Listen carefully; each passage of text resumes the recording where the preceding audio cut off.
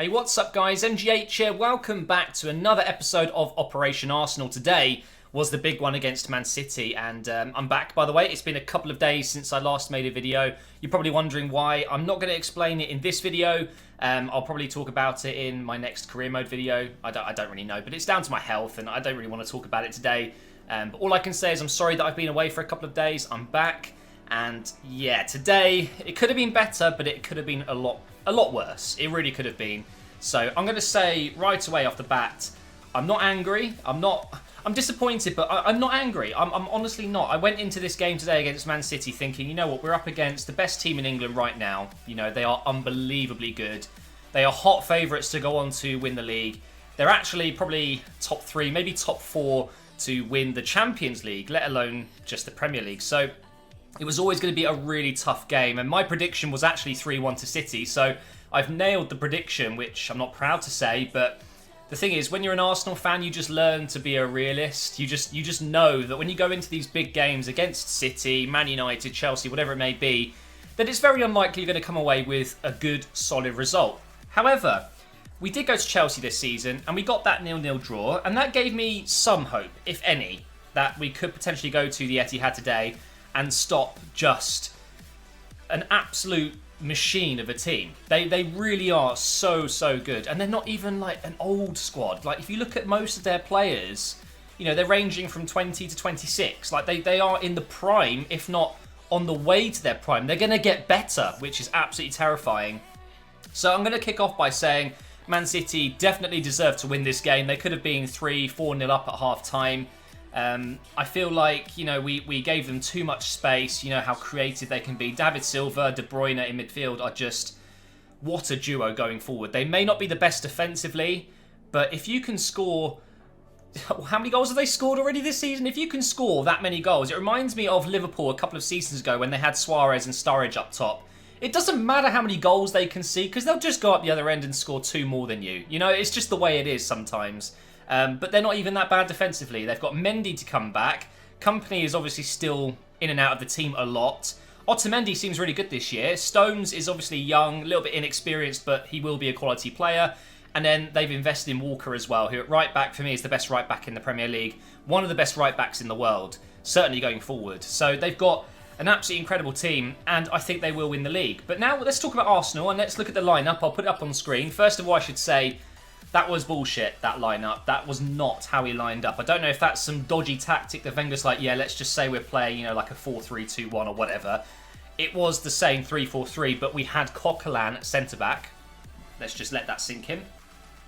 Coquelin at centre-back. I just want to go ahead and say that I think Coquelin has possibly the worst touch and one of the worst passes in the squad. Like, his passing ability is so poor. And that is not what you need as a centre-back. He was our main centre-back. He was in the middle of Monreal and Koscielny. The amount of times that he was, you know, winning the ball back really well. He was sliding in, doing what he does best, and that's breaking up play, sliding in, winning the ball. But then his passing, his distribution was just not helping at all. We really missed our usual back three. We really miss our usual back three in general, don't we? We need Mustafi back. We need Koscielny back to his best. And whether it's Holding, Mertesacker, Monreal, we need a solid back three, and I'm fed up with seeing El Neni at the back in there, although it's in the Europa League. I'm still fed up with seeing that. We've got centre-backs fit. Just play a freaking centre-back. Although I think El Neni's much better than Coquelin in that position. So, yeah, first of all, I think the lineup was questionable. I don't think Coquelin should have been in defence, 100%. In fact, he wouldn't have been in the lineup for me. If you're thinking of putting in someone like Coquelin, why not risk Wilshere? You know, someone who's going to offer so much more. Maybe not defensively, but creatively. Oh, and of course, we didn't start our main signing of the summer, our world record signing. Yeah, let's again just take a moment to think about this. So, biggest game of the Premier League season so far. We signed one of the best strikers in the world in the summer. Like, top 10 strikers. Lacazette is up there for £52 million or whatever. And wait, how good has he been recently with Alexis and Ozil as a front three? They've been brilliant. Yeah, let's start. No. Let's put him on the bench. Let's bench our best striker at the club. And put on Iwobi, who, for me, was just not good enough again. I get that Arsene wants to put faith in these youngsters, but against Man City, you play your best players. You put Lacazette up front. What happened when we brought Lacazette on? We scored! Who would have thought that your world record signing would have an impact? I tweeted that. I tweeted it at the very moment we scored. Who would have thought that Lacazette would have actually improved the squad today? Just blows my mind. Why is he not starting? I don't know. I just don't know. I thought Ramsey was questionable today as well. He's been in really good form, so I was happy to see him on the team sheet. And he had some good moments. You know, the last kick of the first half, he got that shot away to Ederson, who, by the way, Ederson, unbelievable goalkeeper. Really, really good. Can be a bit scary to watch sometimes when he gets the ball at his feet and he does these wicked passes. You just think, oh my God, don't lose it. You're going to look like an idiot. But he hasn't made a mistake yet, and he's looking very good. I thought, though, that Ramsey gave the ball away a lot. And so did Alexis. And so did Mesut. The amount of times that Alexis could have just did a simple pass. Just move the ball along. But he tried to do everything himself. And, you know, whilst he's carried this squad for pretty much the entire time he's been at the club, he can't do it on his own. And I'd rather he was unselfish and just passed it off to someone else, you know. I know Alexis is our best player, and I know that he's probably the only player capable of beating 2 or 3 men and scoring, but today it wasn't happening. It just wasn't, and he just kept running into trouble and losing the ball, which is very frustrating. And Mesut, towards the end, should have been sent off for me. His attitude is disgusting sometimes. It really is, and it just makes me think, do you know what? We could do without that. I could completely get on board with selling Mesut when he's like that, because he clearly doesn't want to be here. And at the end of the game, you could just tell he's like, what am I doing here? And he's barging into players, he's giving away free kicks, and he's getting yellow cards. You just think, just get him off the pitch. You know, just get him off. And Alexis, like I said, love the guy, but if he's not playing for the club, if he's playing for himself right now, which I think he is, he's trying to look good. He doesn't need to. He's trying too hard. He's already comfortably up there with many clubs, I'm sure, as their #1 transfer target. He doesn't need to be doing that. And when he's playing like that, you just think, please, just get him off the pitch, you know. It's difficult. 3-1 in the end. Could have been 5, maybe 6. It really could have been a lot worse. I was really happy that Lacazette got his goal.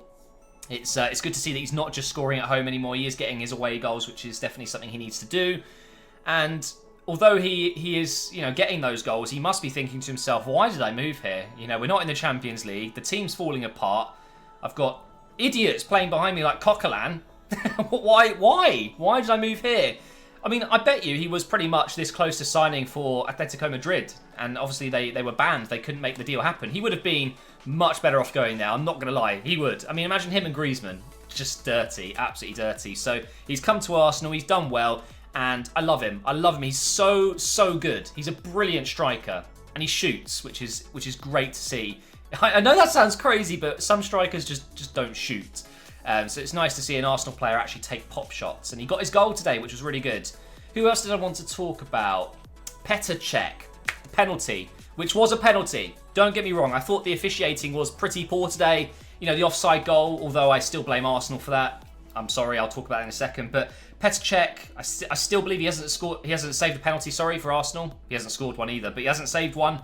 I believe it's been 4, maybe 5 seasons since he last saved a penalty. I might be getting these stats wrong. At least it's in the Premier League, I believe. So whenever we concede a penalty, it's like, yeah, just give him the goal. We might as well not have a goalkeeper in there. You might as well put Iwobi in goal. You know, someone who's never played goalkeeper before, because Petr Cech doesn't save penalties. But very, very close, Aguero, to missing that. But there was moments where I thought Cech was just... I think what the problem was is we were watching Ederson. You know, someone who's playing so well right now. And then you see Cech, when he receives the ball, he's like all flappy. And he can't kick the ball straight.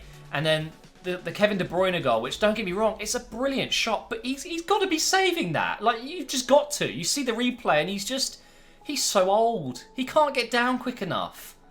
And I think the commentators said it best. You know, he was a great keeper, but now he's a good keeper. He's not a great keeper. He's not going to... I remember John Terry saying that he will get us 9 points a season or whatever he said. Like, that is... No. Just no. Absolutely not. And the offside goal, yes, marginally offside, but you see that happen all the time. If it happened to us, we'd be going, oh, well, it was tight, yeah. But the thing that got me the most was our player stood there with their hands up, shouting for offside. Play to the whistle. Play to the whistle. I bet all of you guys watching this video right now who have played football or have been at football training or played for their school team or whatever, the first thing you learn, one of the very first things you learn, as a rule, is play to the whistle. You play until you hear that whistle. Even if you think there's a foul, even if you think there's an offside, you play until the whistle is blown. You see Granit Xhaka, who's making mistake after mistake after mistake.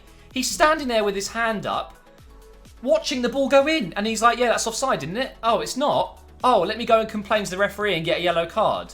Mind-blowing.